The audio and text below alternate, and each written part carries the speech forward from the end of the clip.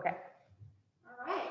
Call to order the Garrison Board of Education regular meeting for September 2nd, 2020. Dusty, would you like to call the roll? Or Sure. should I, because I have a microphone? You can do the roll, yeah. Okay. I would pull that a little closer to you, Sarah. Closer. Yeah. I'm not hearing you with speakers. All right. Got this. Okay. Jocelyn Epicella? Here. David Galbert? Here. James Hope? Here. Madeline Julian? Here. Courtney McCarthy is excused. Matthew Spicer? Here. And Sarah Tormey, I am here. Okay, and will lead us in the Pledge of Allegiance.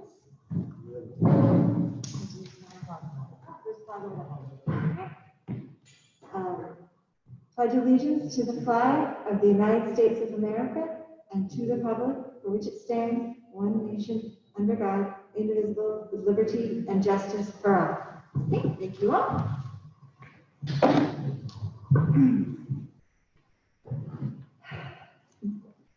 Accept agenda and agenda changes. Be it resolved that the Board of Education of the Garrison Union Free School District hereby accept the agenda as presented. May I have a motion, please? So moved. Thank you. Go ahead and call the roll for this. Jocelyn Epicella? Aye. David Galbert? Aye. James Hope? Aye. Madeline Julian? Aye. Matthew Spicer? Aye. Sarah Tormey? Aye. Okay, President's remarks. Nope, okay, is that better? Okay, thank you. The microphone with the mask is a unique feeling. And I think there's echo in the room, so it's better closer. Okay. So I'm going to start with a welcome back to all of my fellow board members. I don't think I've ever been so excited to be in the Gus gym. To all the staff, teachers, everyone who's here, everyone, all the parents, I am so incredibly proud of what our little district accomplished today. We had students return to classes in the building and on iTutor, our remote learning platform. And this really would not have been possible without the tremendous effort of all the teachers, staff, and administrators. And I was here at drop off this morning, as was Channel 12 News. If you want to see Garrison on the news. And it was really amazing to see the teamwork on display. It was everyone from our custodial staff to our teachers to Mr. Torty out there. The buses ran on time. The students were here. It was really lovely to see. And I really hope that the remote experience went well for everyone. And we look forward to hearing more about the remote experience as well.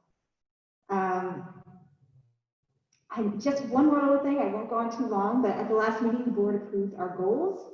And the first is engagement. As a board, we intend to plan and execute with excellence, empathy, and equity as our guiding principles. I just wanted to say that tonight we're going to start moving forward towards that. We have a coherence plan on the agenda. We're going to keep these goals in mind as we continue forward. And I think those words are very applicable right now. So we will continue to plan and we continue to work with our wonderful teachers and staff. I also want to thank all the community members who have been volunteering for task force committees recently.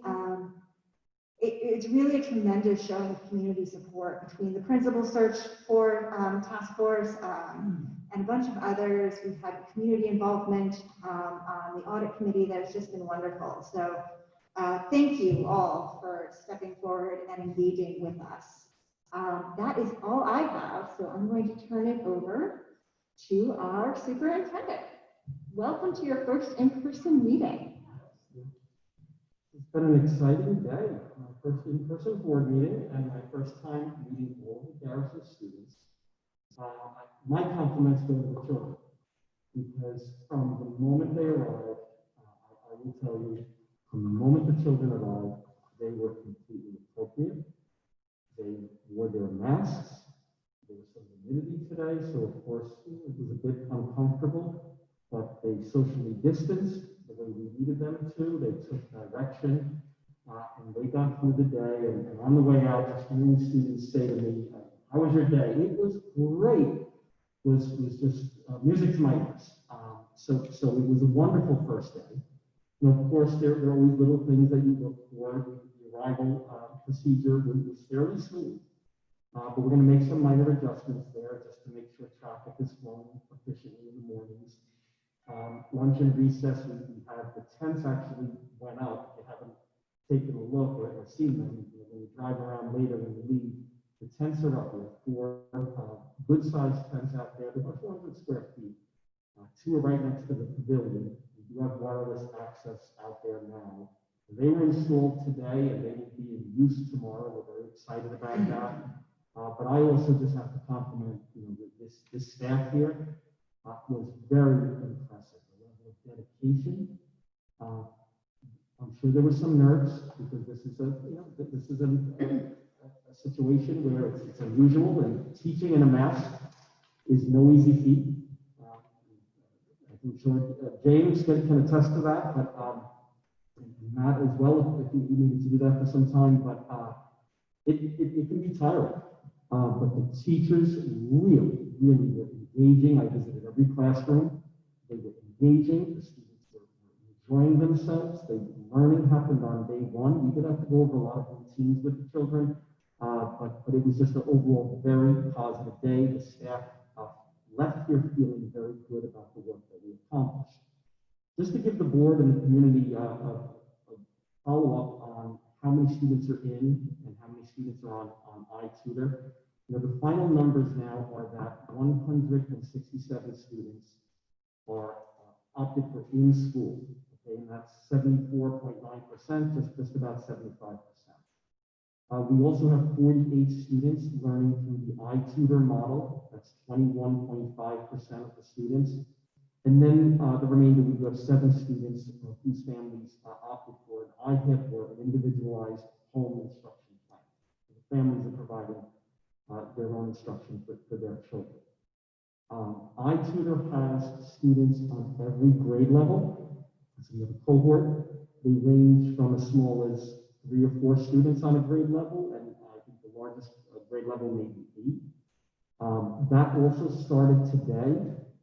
Maybe a few little glitches that we tried to correct. Everything had to be pulled together very quickly, but for the most part, almost all of our students had a day of learning. They learned English, math, science, and social studies with state certified teachers on iTutor. The model is 30 minutes, and there's a 45-minute break, and there's another 30-minute session, and then a 45-minute break. The district is providing all special services to children in school and at home. And we have a teacher who will be in between sessions providing things like resource room or consultant teacher services. Our speech teacher will be providing speech services, OT and PT. Some of that, parents are offering to come in just for a session, and we'll make arrangements for that. And in other cases, we're delivering those services virtually. So there was a lot of coordination and planning. Again, I'm very proud of the staff, and I think they did a fantastic job. Just to share with the board and the community, before opening on Monday and Tuesday, we had 2 conference days, full days here. Sarah actually joined us on the first day, and we appreciate that, and said a few inspiring words to the staff. PTA president, Ned Roush, was here virtually. We also gave some positive encouragement to our staff as well. And our foundation president, Karen Nelson, was also here and addressed the staff. But right after that, we got into very serious training. A lot of the training, as you would imagine, revolved around planning for health and safety and new protocol and new routines. We also had our BOCES consultant, Frank Guglieri, who's our regional safety coordinator. He gave what I thought was a tremendous training to the entire staff on health and safety protocols. I need to also recognize the work of Melissa DeFrance. She has been incredible. She's worked tirelessly all summer long and has been a true leader in helping. It would not be possible without her. And from everything from health and safety planning to things like the transportation, the routines for arrival and dismissal, and the survey, the screening. The staff does it electronically every day, but also then the parents have to screen their own children. And by the way, my compliments to the parents, because nearly all the children showed up exactly as we needed them to with their survey in hand. So that went really well. There were a few that forgot. We gave a gentle reminder, and of course, Nurse Melissa did the screening. But I'm sure we'll get to 100% and maintain 100%. In addition, Mr. Albano, if I could just interrupt for a moment. We do have 13 participants in the meeting, and one saying they're having a hard time hearing. oh, So how's if this? you can just speak louder than what you're used to, I know. Absolutely. My apologies to those people watching at home. So in addition, we did a lot of work with iTutor. So this is important. There was 2 sessions of Garrison teachers coordinating with the iTutor staff. For the children that are home, they are Garrison students. They will always be Garrison students. And the Garrison teachers are going to collaborate regularly with the iTutor teachers. And the way I described it is they are almost your virtual co-teacher. Of course, they're employed by iTutor, but indirectly, the district does employ those teachers, and there is this understanding that there will be an ongoing strong collaboration, because at any time, you may have students who need to move into iTutor. If a child needed, for example, to quarantine for 14 days, we could very easily now have them join the iTutor cohort and learn remotely. After September, if there are any students who would like to attempt in school, if the family is comfortable with that, they are certainly welcome, and we will also make arrangements for that as well. So if at some point in the future we need to go 100% remote, and that is a possibility, of course, then our teachers would step in, and they're going to actually start using the same platform that the iTutor teachers are using at this time. And it's very, very helpful, and it has much more to offer even than just Zoom. You're able to, for example, upload YouTube videos in advance, a lot of question and answer features with the students. So it's a more powerful teaching tool, and the Garrison teachers, although it was a lot of information for them, to their credit, they embraced it, and right away they saw the value in it. And they are working on it as we speak, and I do think it'll be a smooth transition if we ever need to go totally remote at some point in the future. Also, I just wanted to share with the board and the community that Haldanes, of course, many of our students attend Haldane High School. In every district is a bit different, but they're beginning their school tomorrow. They're starting with half days, and the high school has 2 cohorts. And I believe it's broken up by the alphabet, and the details really should be obtained from the Haldane website and from their superintendent. But the half days will be in place through September 11th, and then full days start on September 14th, the Monday. And again, there are 2 cohorts, I believe. One cohort will be in school for 2 days. They're on a 6-day cycle, I believe. Then the next cohort will go in for 2 days, and that will continue. James O'Neill High School, on the other hand, first announced virtual for I think 3 or 4 weeks, but due to staffing issues, the superintendent has announced that they will be virtual through November 5th. And on November 6th, and that is the end of the first quarter, so the entire first quarter will be virtual. Classes will, for a hybrid in-person model, will begin on November 6th. I don't have too much more information about the details, but again, I do know staffing played into that decision, and what he described to me was, as other districts delay or remain virtual, teachers who have children in those districts are struggling to find childcare. So where they expected to have their children attend school, now their children are home, and that has been like a domino effect for many districts in the area. So when you see these delays, that is what is behind many of them. There are other factors, of course. We also had a few teachers who had conflicts, but we needed to take time. We had some last minute leaves that we needed to put in place. I think we have competent teachers in every grade level and every subject area at this point. I'm very pleased with where we ended up. And of course, if teachers need time, they are entitled to it, and we will work that out, and we will get that information to the families as soon as possible. But there are things that could happen last minute in this environment, and we just ask for the community's patience with us as we work through some of the challenges. That's all I have for now. Thank you. Oh, the next thing I have on here is proposed annual superintendent goals. So I'm going to give you the microphone right back. So I will You continue. can shout those through that. Absolutely. Dusty, if you don't mind, I do have slides for the people at home. I would ask the board, I have, this is a document in your folder. So I did update proposed annual goals.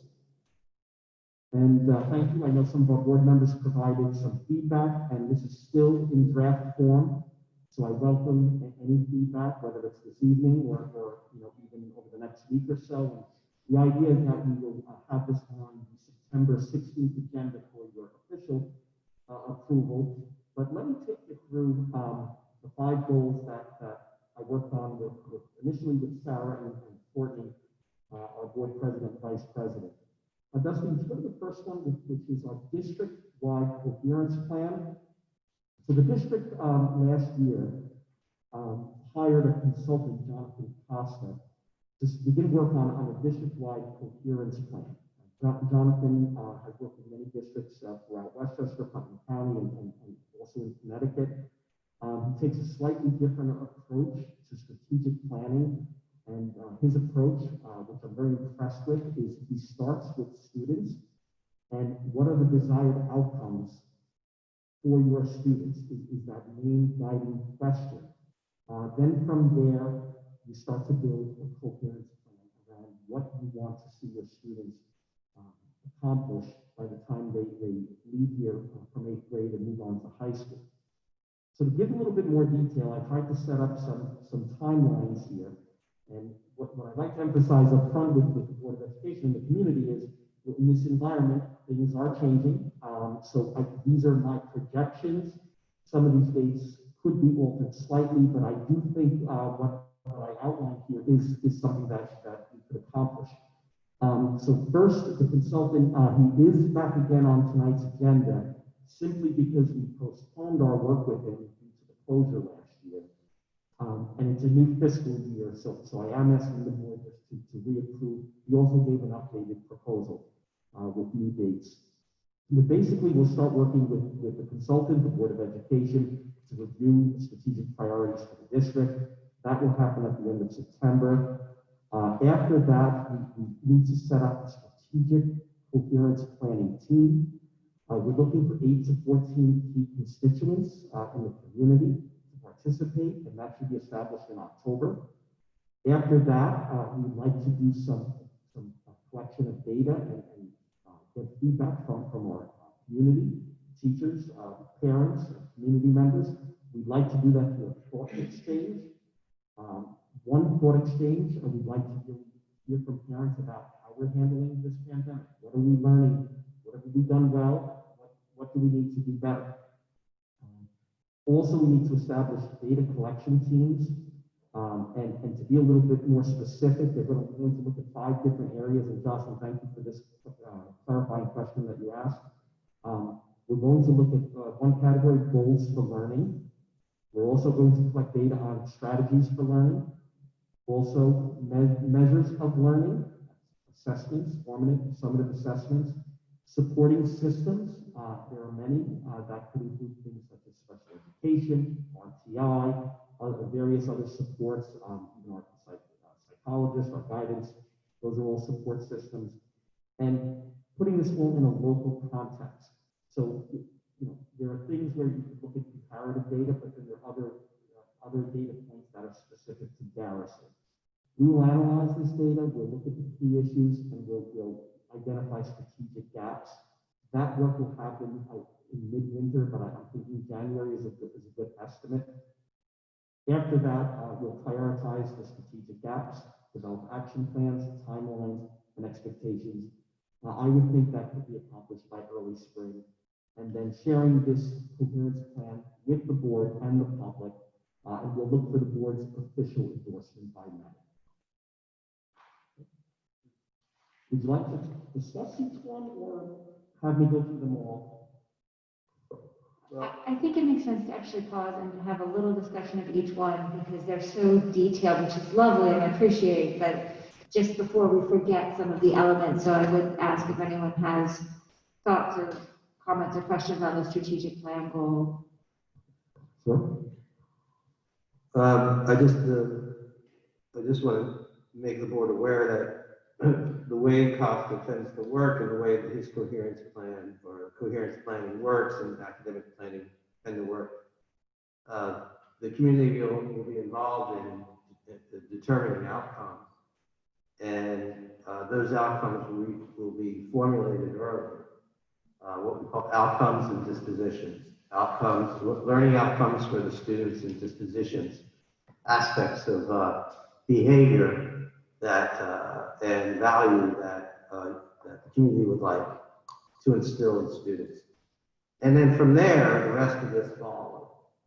So it's the determination of those outcomes is probably one of the more important processes, because that's how you determine your goals for learning, your strategies for learning, your measures of learning, because you have to determine what it is you want the students to achieve. So it's very much looking at the end, and whether it's skills or content or disposition, whatever the community determines as a necessity. That's a very important process, and that process happens early. So we won't see the finished product until May, but one of the more important aspects is that early conversation about outcomes. The board will have a chance to weigh in, of course, but it's also an entire community experience. I think we have a task force on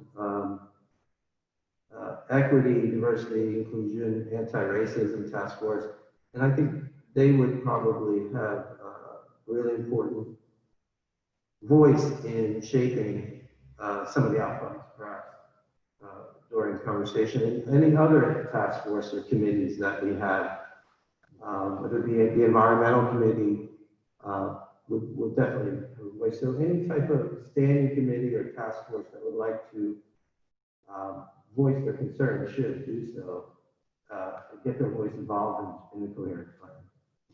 Great, thank you. Other board members have thoughts or comments, questions they wish to share?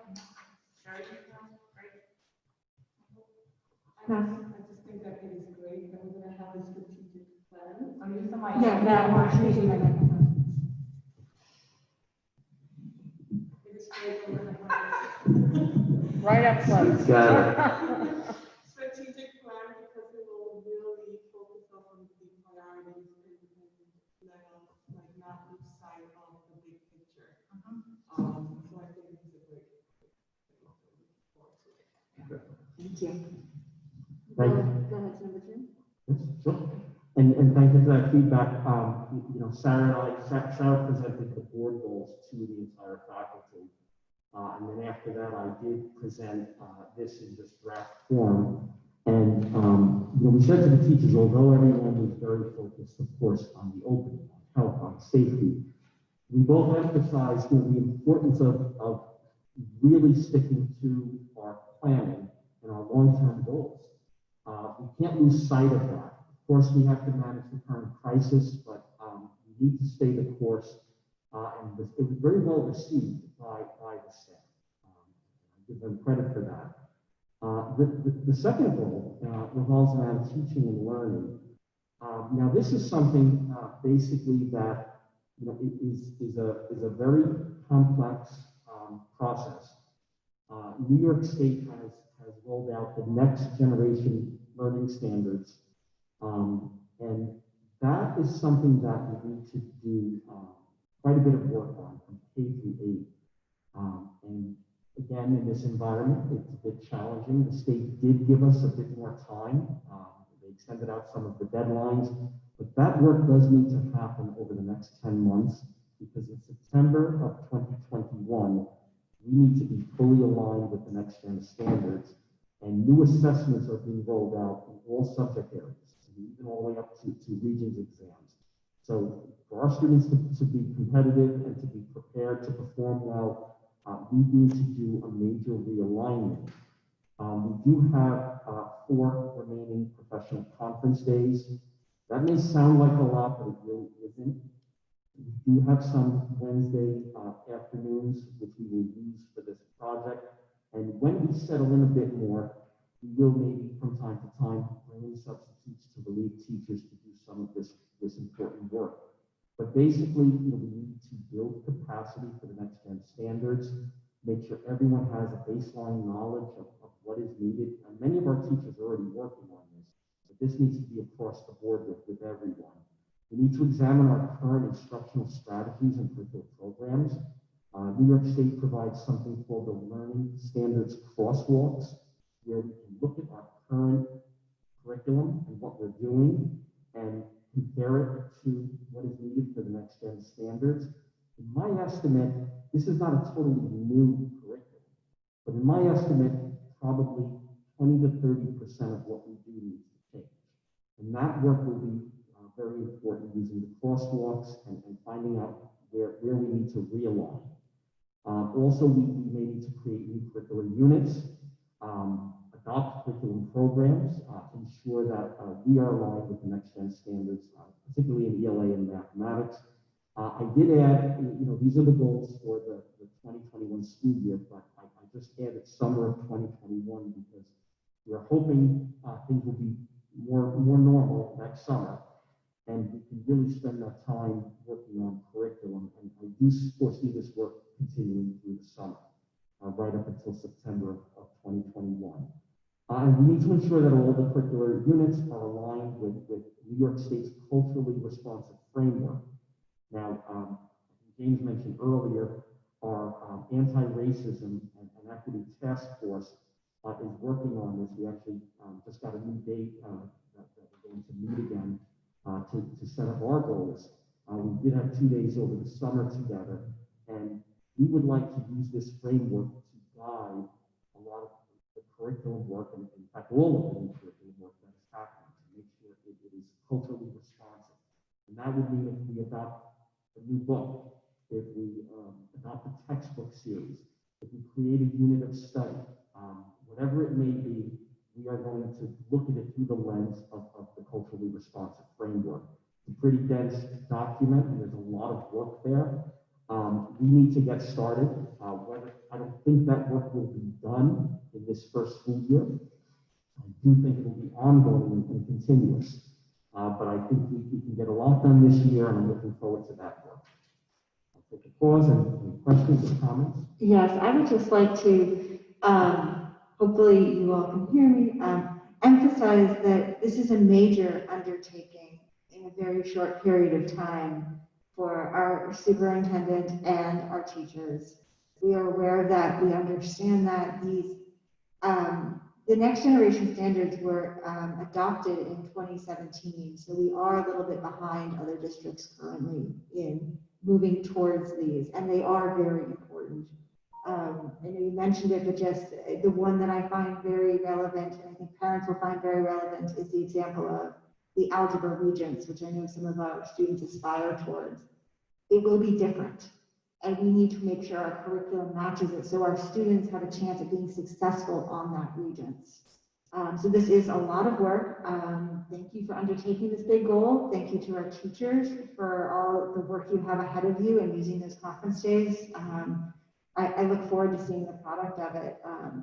If anyone has any interest in it, there is a lot of information online about the next generation learning standards. And you can really, I'm sorry, didn't mean to do that. See the crosswalks, read through them all.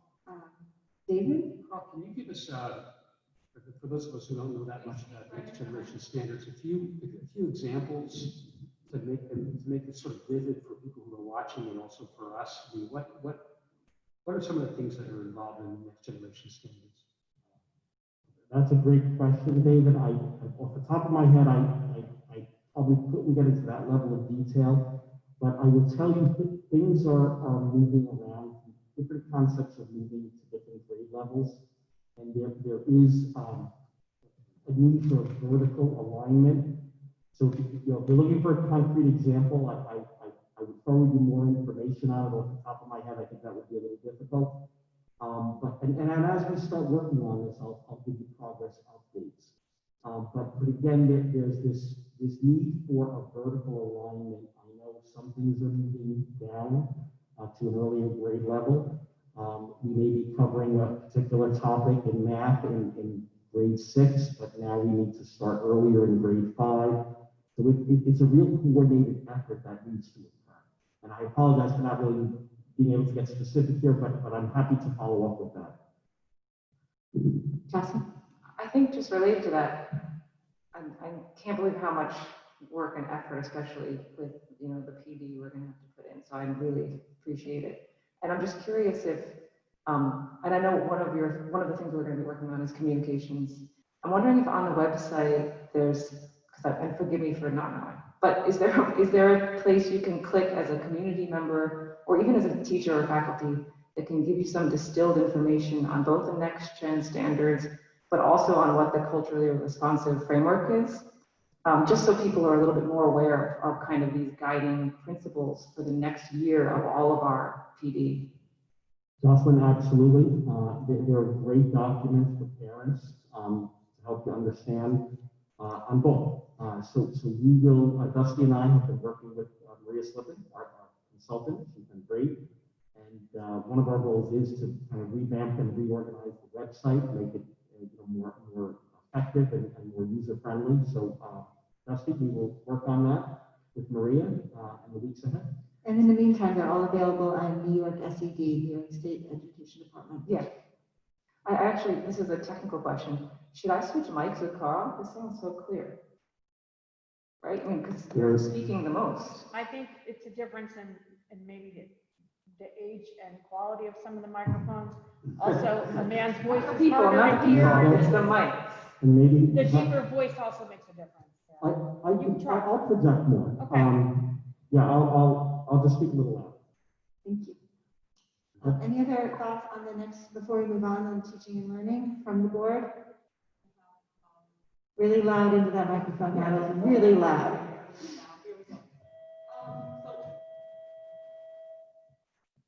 So this is great, and it's going to take a lot of work.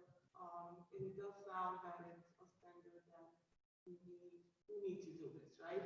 It's time.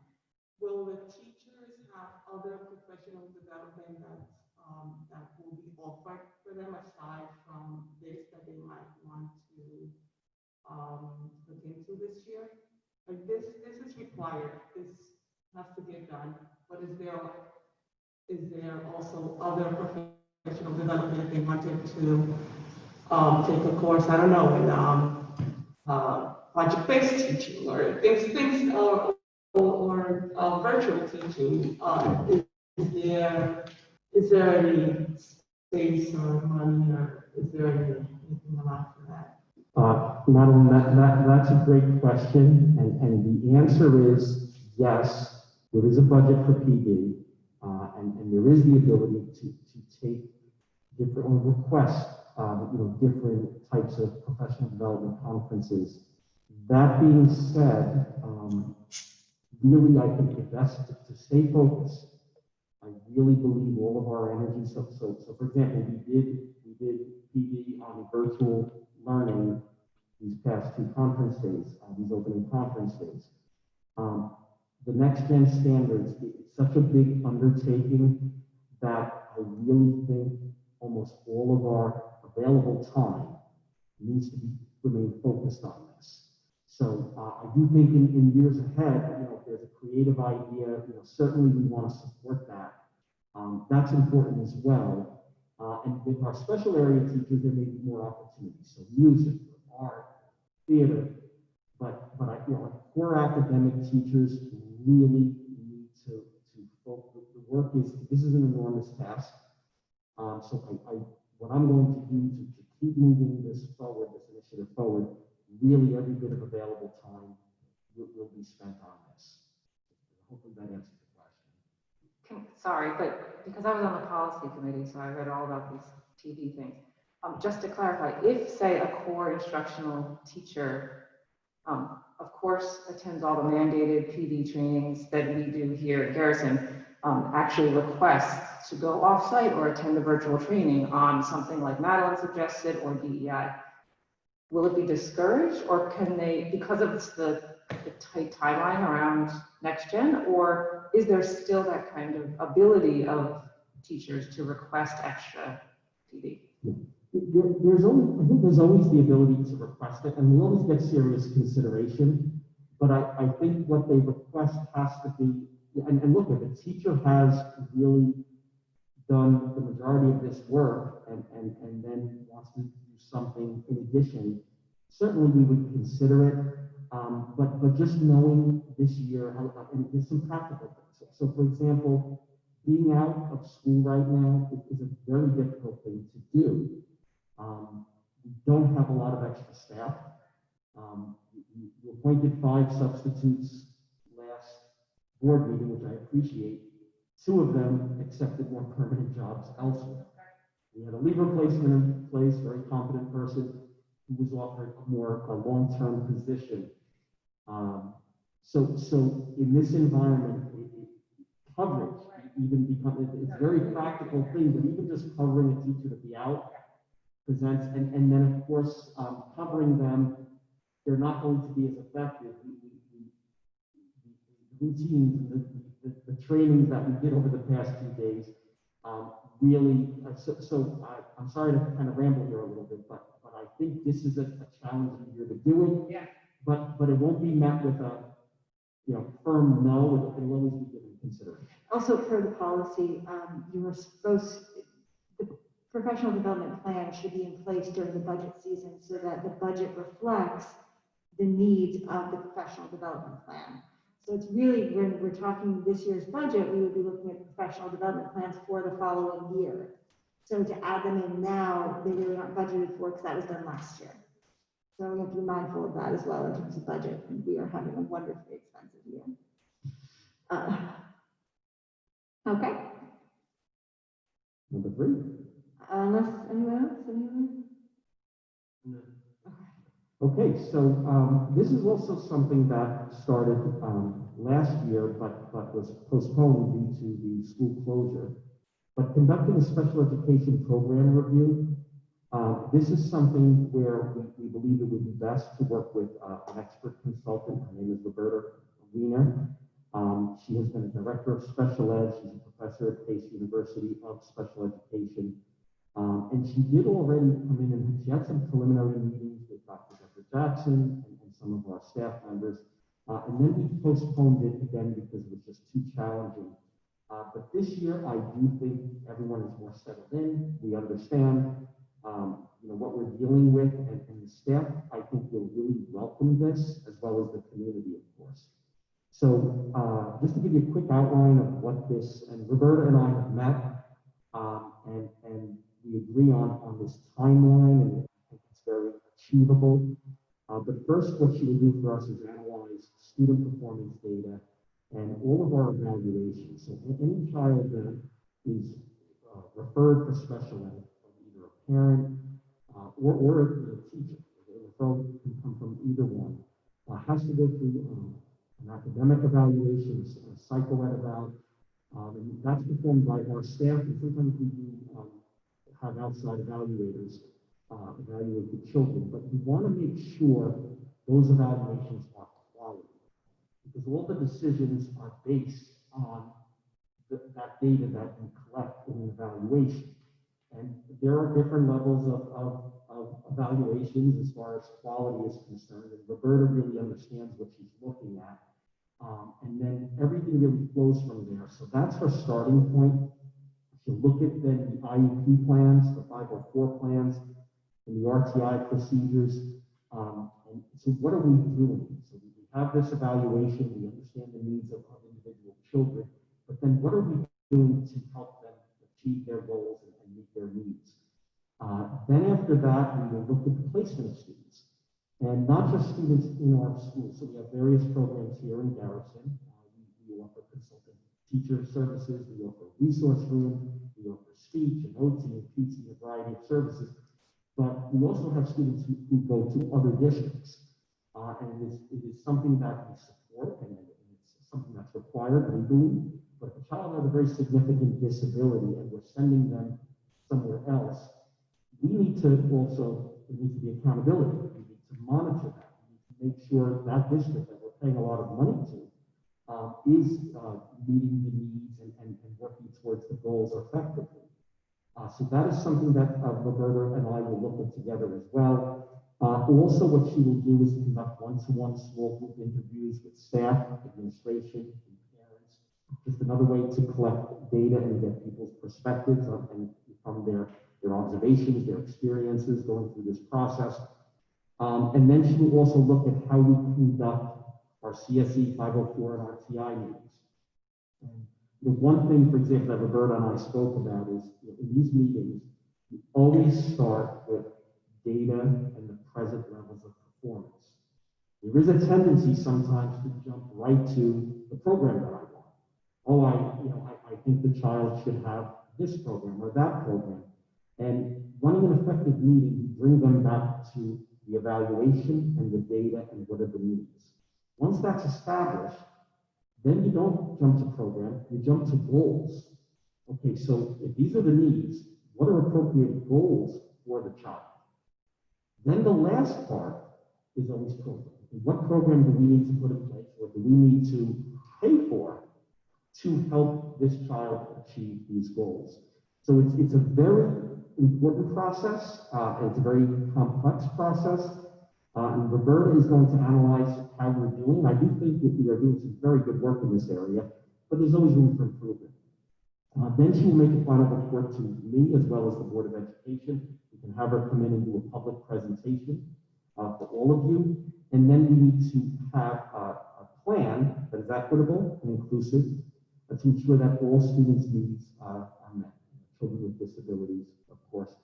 And when I say equitable and inclusive, those are two very important words. And our Anti-Racism and Equity Task Force has had a lot of discussion about this in the context of race, but also when you're talking about disability, equity is very important. And the law talks about the least restrictive environment, and you really need to include disabled children with non-disabled children as much as possible. That's always the goal. It's not to segregate them. It's not to have them in a restrictive environment. It is to include them as much as possible and support them in that process. And the district has already made really good strides towards having a more inclusive model. Some of that work started to happen last year, and it's continuing now. And I'm very impressed by what I see, and I do think we can continue to do more in that area. Any questions on this one? And before I take members' questions, Matt, are you still with us? I am, yes. Okay, good. Just shout out if you want to speak. I'm sorry, I can't see your screen. I'm looking at the back of your computer. So. No problem, no problem. I'm listening attentively. Thanks, Sarah. Yeah, just wanted to make sure. Anyone, thoughts, comments, questions on this goal? Timeline of when the evaluation will be done, and then once the evaluation will be done, is there any changes to the current program? And are we looking at starting next year to make those changes, or can you talk a little bit about? Can you repeat the question quickly? Sure. Madeline has asked, what is the timeline for getting the recommendations from the evaluator, and as far as us implementing and making some changes? I know I paraphrased a bit there. Okay. So that is a great question. So I believe Roberta and I spoke about this. This is really a pretty in-depth analysis of what we're doing. It's a complex aspect of the school. So I believe her final evaluation will take through May.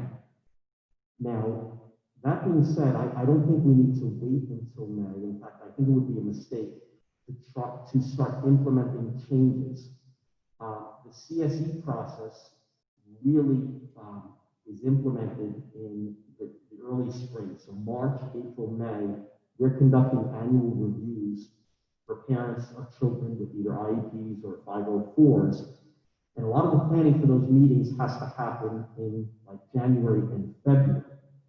So I do think we can start to take some of the recommendations and start to work with the staff before annual reviews. Because once the annual reviews are completed, the IEPs then are finalized, and then you must implement them as they are written in the following school year.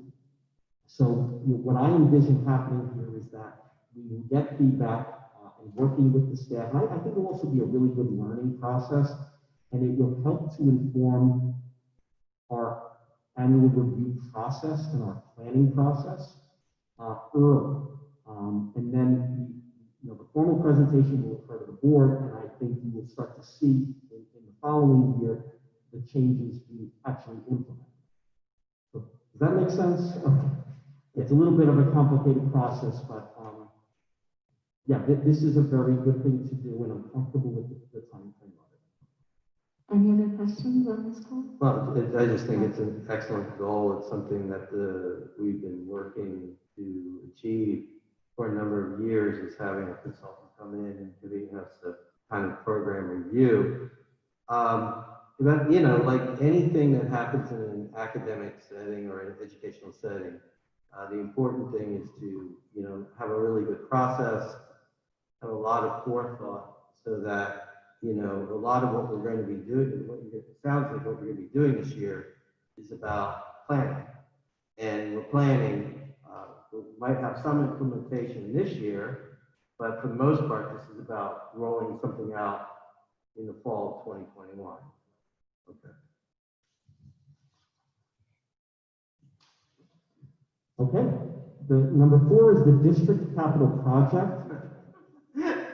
So did we forget about this? Yeah, the hits keep rolling. So, it's probably appropriate, we did, and for the public, I guess this is important, we initially were going to have the architects and the project manager present to you.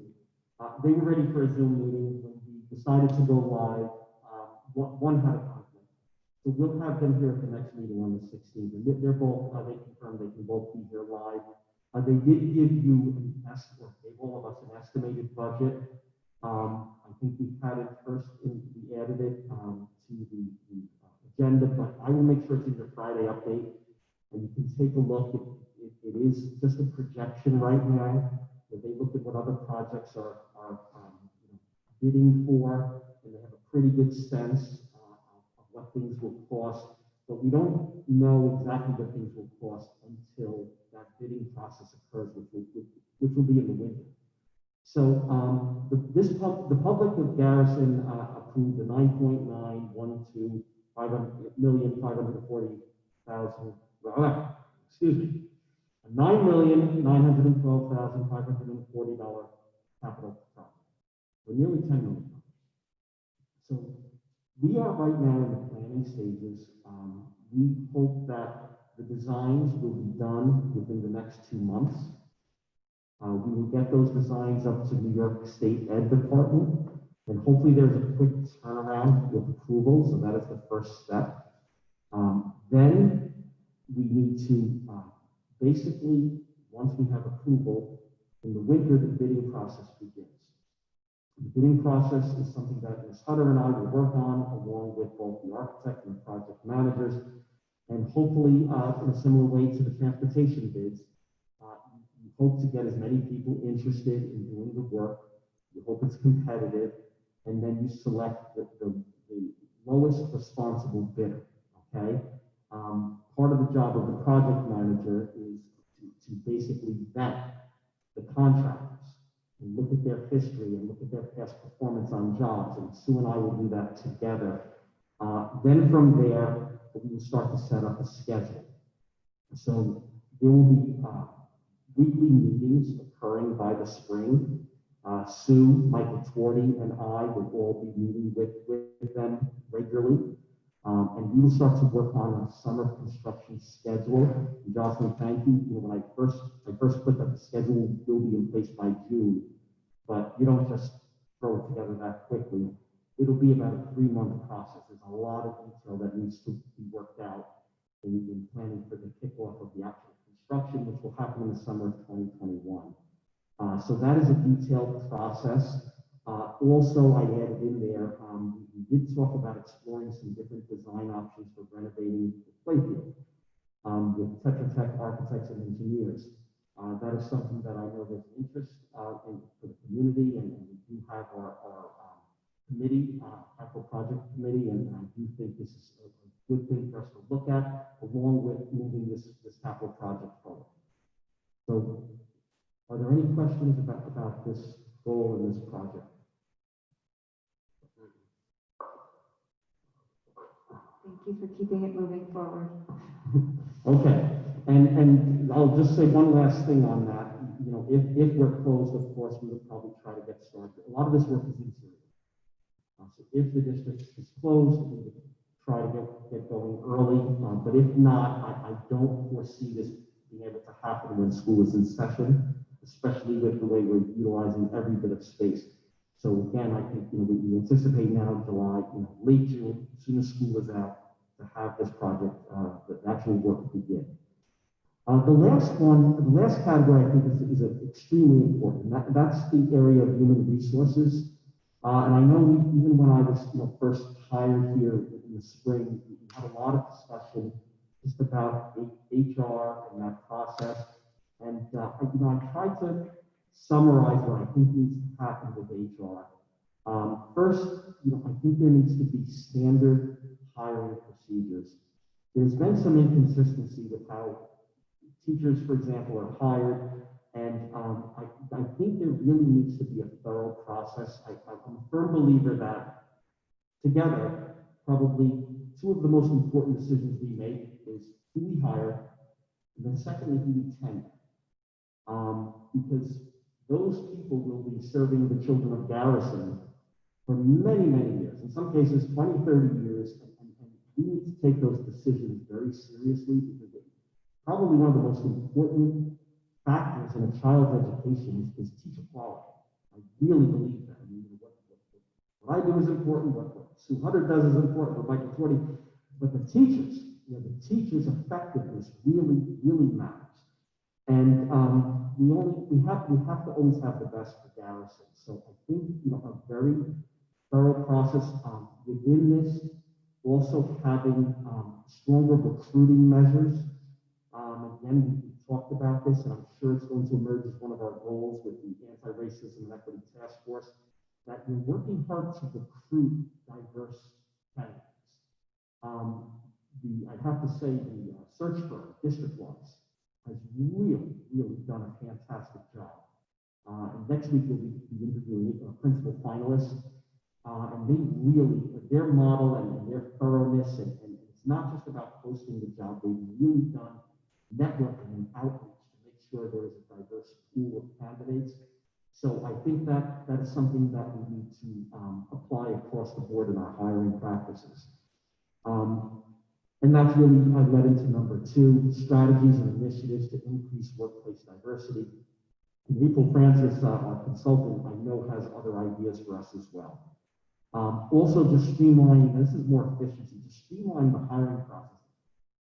We're using a lot of paper, and look, you know, not, you know, of course, just reducing the amount of paper is important. Environmentally, it's important, but for efficiency, there's so much more that I think we can do electronically. Just at a first glance, and 3 teachers in the summer, it was extremely inefficient. And for a small district like Garrison, there's great software programs.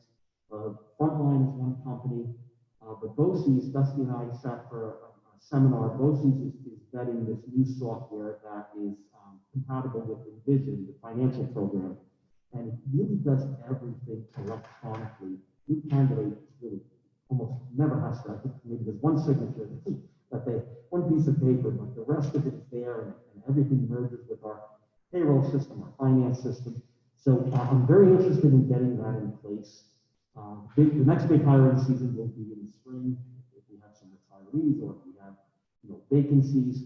And I think this could be in place, and I'm very excited for this work. The last part of the goal is a review process for probationary teachers This, I think, is important. Board of Education should not learn about a teacher who is being recommended for tenure by me the week before or the night before. You should really be familiar with the probationary teacher's performance, I believe, every year. So we have, for example, three new teachers that we hired. We're very, very excited about those teachers, and just what I see, I think they're going to do tremendously well. But every year I would like to, in an exec session, of course it's not for the public, but in an exec session, I would like to provide you, along with the principal, our new principal will be a major part of this, but give you evidence-based data on their performance. So we're going to observe them, we will collect evidence, some formal, some informal, and then just every year talk and keep the board informed. So in year 3 or year 4, when we do ask you to vote on tenure, you have followed this teacher's career for over 3 or 4 years, and you feel very comfortable with that decision. So that is goal number 4, and I know it's this board gives us a lot of time, and this summer you've spent, I can't even count the hours, but I do think this is time well spent, and I do foresee those probationary reviews happening in January or February. Any questions? Matt, I don't want to forget you over there. I don't feel forgotten. Thanks, Sarah. Okay. Okay, without questions, thank you so much, Carl, for the detailed presentation of the annual goals. For the public, I will say that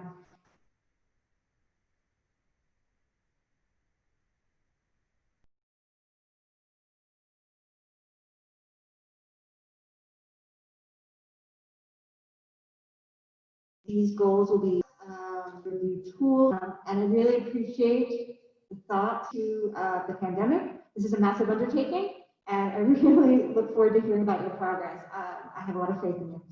All right, I'm going to move ahead. Can you hear me okay, Dusty? My line's better there. Okay, I'm going to be really loud if I can. We're now going to move on. Accept the minutes. Be it resolved that the Board of Education of the Garrison Union Free School District does hereby accept the minutes of the regular meeting of August 26, 2020. May I have a motion, please? Thank you. I'll call the roll. Jocelyn Apicella? David Gelber? James Hope? Aye. Madeline Julian? Matthew Spicer? Sarah Toomey, I vote aye as well. We'll now move on to the financial reports. Be it resolved that the Board of Education of the Garrison Union Free School District hereby accepts the June 2020 Treasurer's Report.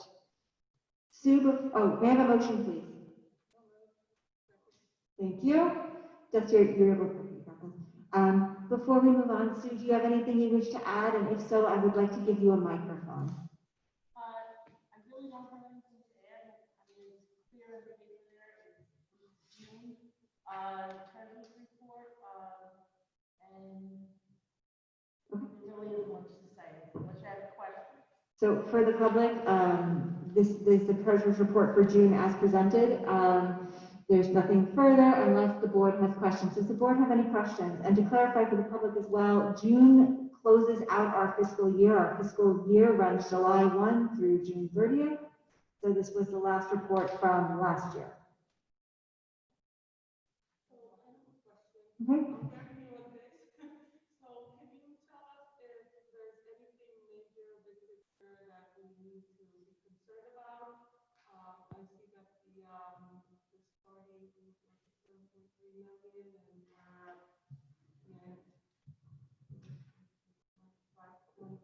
In the investment accounts, we started out with 7.3 million. There was a transfer over to the multi-fund. There's a lot of expenses in June. So there was a transfer of 1.9 million, 9.5 million actually, over into the multi-fund. So if you look at the multi-fund, you can see the transfer of money going in. You see payroll and into transfers. In June, that's probably the highest expense month for school. Teachers get balloon payments that they get, they opt Teachers that opt for 26 pays get larger pays at the end of June that will push towards the summer, tie them over to the summer. And our bond payments are due in June. So that would probably be the only other thing. We did get some state aid and federal aid in the multi-fund of 61,000. But other than that, no, really, there's really nothing major with that. But, Thank you. okay, thank you. Welcome. Okay. Any other questions from the board regarding the treasurer's report? Okay, gonna move to a vote. Jocelyn Pacello? Aye. David Galver? Aye. James Hope? Aye. Madeline Julian? Matthew Spicer? Aye. I vote as aye as well. Thank you, Sue. I appreciate you being here. I'm going to move on to the consent agenda, personnel items. I'm going to read the recommended action. Be it resolved that the Board of Education of the Garrison Union Free School District, upon the recommendation of Carl L. Albano, Superintendent, hereby approves the personnel consent agenda items 8B through F. May I have a motion, please? So moved. Thank you. Carl, is there anything you wish to add regarding this consent agenda? Well, one thing is just Melissa DeFonce, and I did request some additional hours for her. She worked weekends, her vacation, evenings. She took my call. She was away with her family. She was taking my calls on Sundays. So, I think it's the least we could do. She has just been amazing. So I just want to recognize that. I thank you for approving just a minimal amount of hours to a way to say thank you for her amazing efforts. Also, there's an item on here for making a part-time principal office assistant full-time. In this environment, really, it's much more complicated. Even just day-to-day routines and operations, everything has become more complex. There's a very competent person, Sarah Lasardi, who's worked with the district for, I think, 7 or 8 months now. She is available to do some full-time work. And I think with the transition of a new principal in October, I do think she will be invaluable. So I do ask that the board consider this. It was not budgeted, I want to be clear. But I do think it's money well spent, and I do think it will be a tremendous support for the principal, and she has demonstrated her competence. I will also point out for the public and for the board, although you have it in front of you, that it's a provisional appointment. This is not for a probationary period or entitled to a permanent position beyond this year, in accordance with the civil service rules. And then I would like, do you have anything else, Carl? The only other thing is, there are subs, these are substitutes who have worked in the district in the past. Some, I reviewed all of their credentials, some more than others. We're bringing them back. This is really a fallback position for us, just in case we have people out. Again, it's a tricky environment. If someone in the morning has a temperature of slightly over 100, they need to stay home.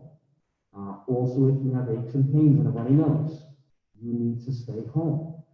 And that is something that has me a bit concerned. I think it's I don't think I'm overstating how delicate it is, and having some backup people that can step in. And these people are familiar with the district, and we contacted each and every one, and they do seem to be available. Some are interviewing, so I do expect some of them will obtain jobs, but at least as of now, they're available. And I do appreciate the board approving them. There's no obligation either. This is per diem, so as needed, we would bring them in if people were absent. And then I would like to just speak to the claims auditor position, which is on this consent agenda. The audit committee, which is comprised of myself, Jocelyn and Matthew, as well as a community member, Jesse Lindenpack, who greatly appreciate his time and dedication to this committee. Interviewed a number of highly qualified candidates for this role. We are very excited to welcome Khadijah Howell as our claims auditor for 2020-21 school year. I will invite Jocelyn and Matt if you have anything further to add. Okay, he's good too. I second everything you said. Okay, and if anyone has any questions, please let me know. Let us know. We're happy to speak to the process we went through. The job was posted in OLA's. That's how we found these candidates. Okay. Are there any questions on this consent agenda? Okay, we're going to go ahead and move forward to a vote. Jocelyn Epicello? David Galbert? James Hogue? Aye. Madeline Julian? Matthew Spicer? I vote aye as well. Thank you. Old business. We now move on to the appointment of board liaison to New York State School Board Association, Ms. Bauer.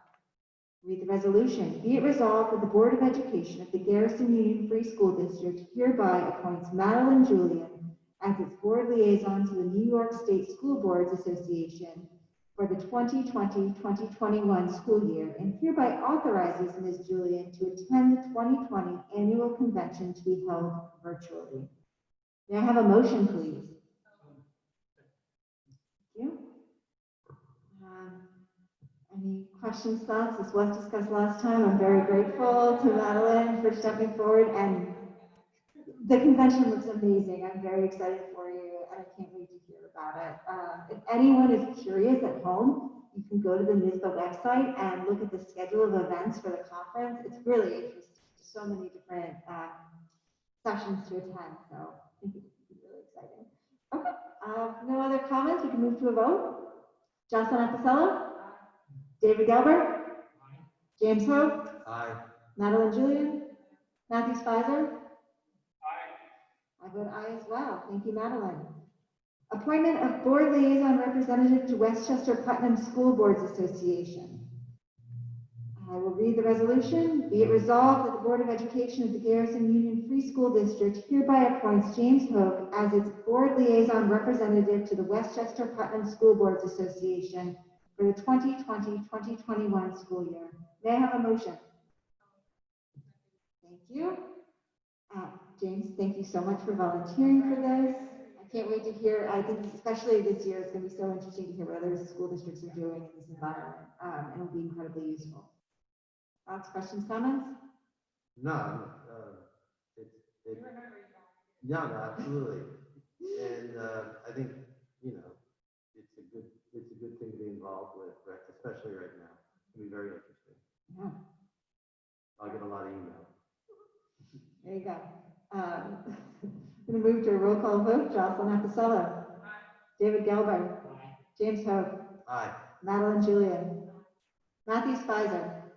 Aye. I vote aye as well. Thank you, James, for volunteering. New business. We now move on to approve strategic coherence planning.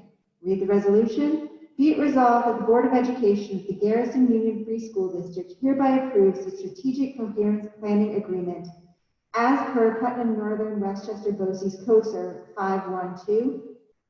May I have a motion, please? Thank you.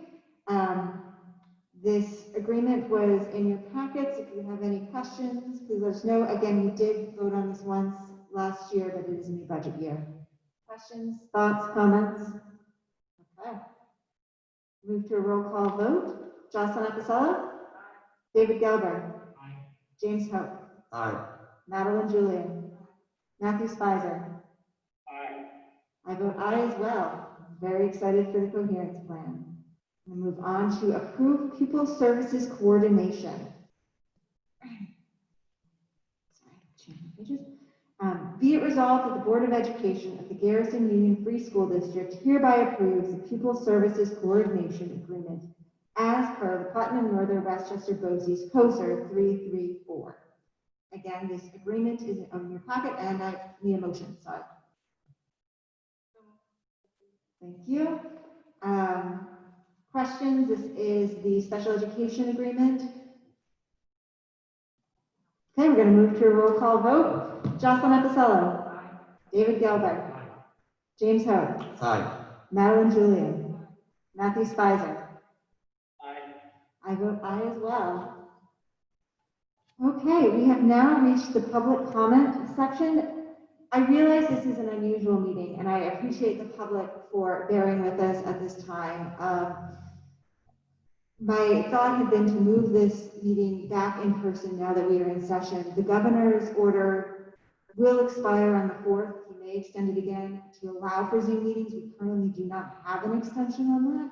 Plus, we are back in session. Our teachers are here. I thought it was important that we be here as well in meeting together. So I understand having Zoom at the same time, it poses some technical difficulties. I want to thank Dusty for working through those.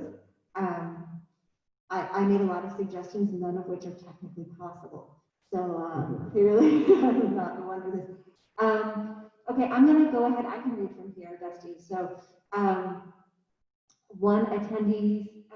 First, I'm going to just acknowledge that the public comment session is open for the community to speak openly and voice concerns in accordance with our policy 3220. Persons wishing to speak shall comply with this policy.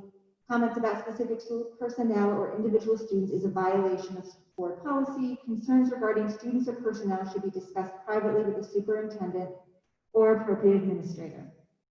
Okay, I shall now read them, and please go ahead. If anyone at home has any further comments or questions, go ahead and add them to the Q&A and chat, and I will try to read them as well.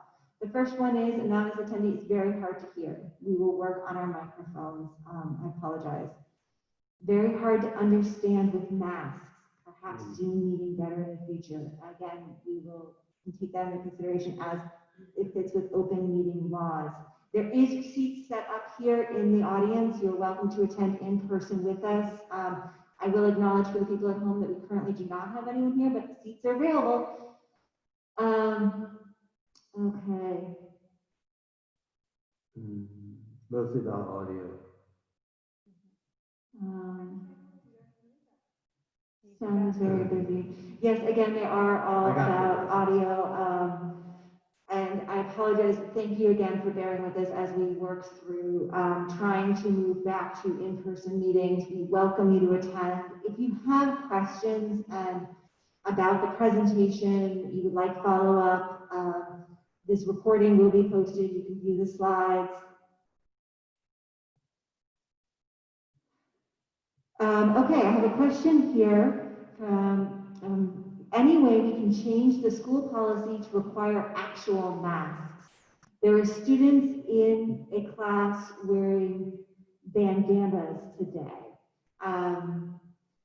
I believe that question is best directed to Melissa DeFonce, and I believe in previous presentations we follow CDC guidelines. Carl, if you do wish to respond. That's correct, Sarah. We do give the recommendation that a tight-fitting mask or face covering is best, but the bandana is a face covering and it is allowed. We are following CDC guidelines. The teachers were trained on what to look for. So we will monitor it to make sure what children and adults are wearing complies. But we are giving them a choice that is something that fits within the guidelines. Thank you. Dusty, are there any further comments, questions that I have not read? Okay.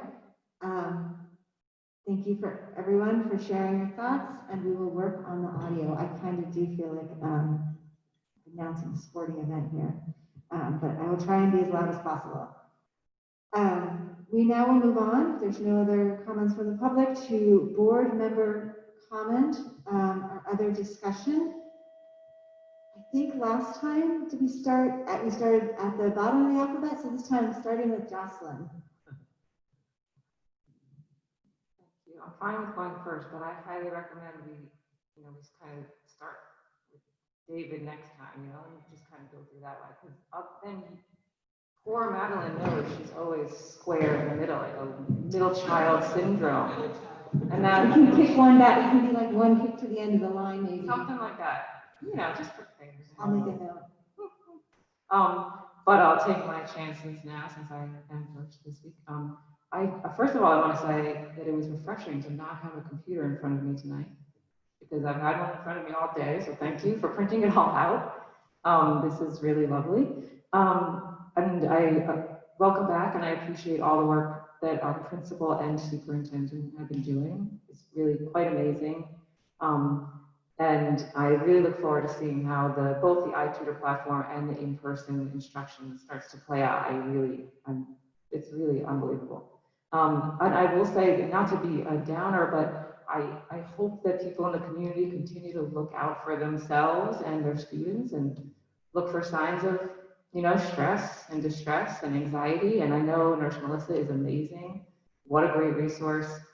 Hopefully we can come to her, but also to just look to your children for that, and look to yourself too, in case you're experiencing it yourself. I mean, this is a wild transition into fall that, usually no one has to expect. And then just lastly, I hope, and it seems like through Carl, your superintendent goals, the long-term plan and planning kind of culture that we have here is really set, or it will be set once we adopt the goals. And I really appreciate that, because even despite this pandemic and the crazy circumstance, I think keeping sight of long-term goals and deep structural change that needs to happen, both within our institution here, but in society writ large, is so important. And I appreciate you making sure that it's part of all of the goals. That's it. Thank you. Okay, David? Well, first of all, Carl, congratulations on a day that was very successful today. I mean, my sixth grader, my new middle school student, was just thrilled to be here and told me that she loves her homeroom teacher, Ms. Gardner. And of course, because of the weather today, you kind of had to stay inside. But I wonder whether you could bring us up to date on where we are with outdoor classes and outdoor activities. Sure, David. The tents, as I said earlier, were installed today. The GSEP, our foundation, has or is providing yoga mats for every student in the building. So, Melissa DeFonts actually applied for that grant, and it was approved. Now we need to get those mats in so students have a place to sit. The one challenge with the tents is moving furniture out there to set up almost an outdoor classroom. We think with the yoga mats, children will be comfortable sitting and learning outdoors. And the teachers also have expressed an interest in trying to do more projects and more learning in the forest. I told them they have my full support, but to be very truthful with you, they're really just dealing with settling into this routine right now. I foresee things like that happening maybe 2 or 3 or 4 weeks down the road. But outdoor on campus, we won't be able to have a class out, for example, for an entire day. There's just not enough space. Also, I should mention the courtyards are being utilized as well. We're very fortunate to have 2 courtyards, and the younger children are there. We're going to just set up basically a sign up because we do need to know for safety always when a class is outside of the building. So the schedule is not in place as we speak, but it will be.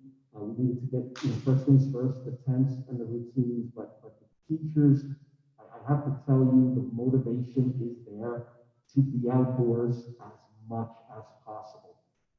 It's not something that we'll need to push or promote, especially, as tomorrow, for example, we are very excited. I think they will be outdoors and just as much as possible. Okay, so it's not a set plan.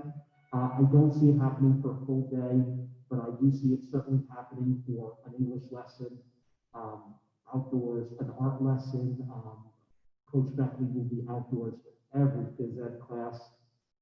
So that, I know that's not much of a concrete plan right now. I'll give you an update as it evolves further. But I think, right now it's just as much as possible, just have the students outdoors, fresh air. It's good for the teachers as well as the students. Do you have anything further, David?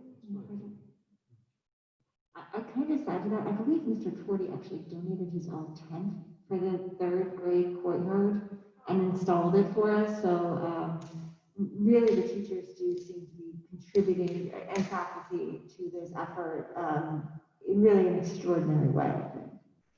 Okay, I'm going to keep going with my alphabetical list, which I will rearrange next time. James Hope? Just congratulations, Carl, the staff, the teachers, the students, the parents. Not too many districts are doing this because they lack the capacity and the will. And I think we have a lot of will from the staff to make it happen. We are lucky that we have the capacity to do it with students. We also are fortunate as a board and as a district to have been fiscally responsible for a number of years to be able to afford the iTutor option, which a lot of districts are not doing. So there's a lot positive to go into it. One of the things that always, when I started on the board, one of the things that always frustrated me was my desire to see change happen overnight, and realizing that it's that planning is quintessential and being part of the planning process, so that what I thought was good for the district and what the board thought was good for the district could find a place in the plan as it unfolded. And I think that this is a seriously transformational year for the district. And I think that your goals and the goals of the board are aligning well. And I think from the input from the community and the task forces and the board, moving in the community, the teachers and everyone, about how we move forward as a district, I really am hopeful that we're going to be able to lay out some significant change and enhancement and development of the educational experience for the kids in the district. And so I'm super excited about this year. I mean, there's the 5 goals that you laid out here are serious goals. And I think it's going to be a really strong enhancement to an already accomplished district. So I'm excited, and I'm really grateful for the opportunity to support you and a new principal in moving forward. So, Madeline?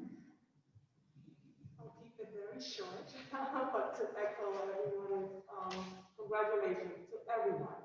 Carl, the teacher, the staff, the community, the parents, the students, not only for a great in-person opening, but also virtually at iTutor.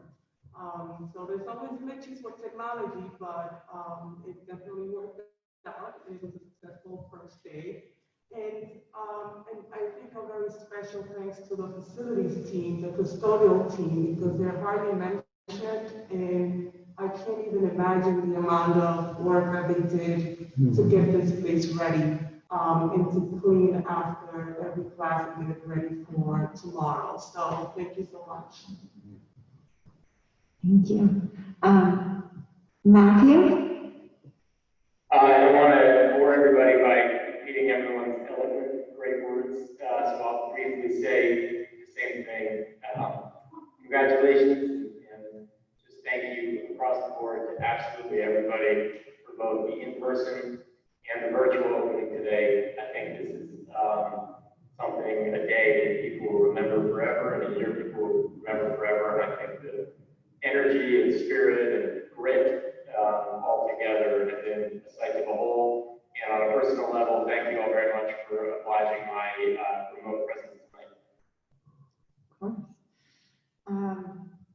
I have said a lot, but I appreciate everyone to continue to say thank you. I'll just say that I know a lot of things has been said in the media today. Our school is featured on News 12. A lot lot with regards to its size. And yes, that's a contributing factor, but it only gets us so far. It's really the teachers and the staff that made this happen. Their willingness to work with us on the remote option and their willingness to be here in person with the students. Without them, the size of our school does not matter. It's really what they did. I'll end there with my comments. Thank you to the board for being here. We do have a brief executive session. The Zoom will end for our friends at home. Let me read this. Be it resolved, the Board of Education, Matt, don't go anywhere too. Be it resolved, the Board of Education of the Garrison Union Free School District hereby enters into executive session to discuss matters leading to the appointment, employment, promotion, demotion, discipline, suspension, dismissal, or removal of a particular person or corporation. May I have a motion, please? All right. I'll do the roll call vote for this. Jocelyn Apicello, David Gelber, James Hope, Aye. Madeline Julian, Matthew Spicer. Thank you, and I vote aye as well. Thank you to the public, and we will stay. Thank you to Dusty. Oh yeah, a huge thank you to Dusty. I don't think anyone realizes how hard Dusty's working. I'm so, I can't even express. She's been talking to me every day, helping me through stuff. It's just amazing. So really, take that one for another day. I'm gonna start crying. Appreciate you so much. Okay. And we're out. Do we still have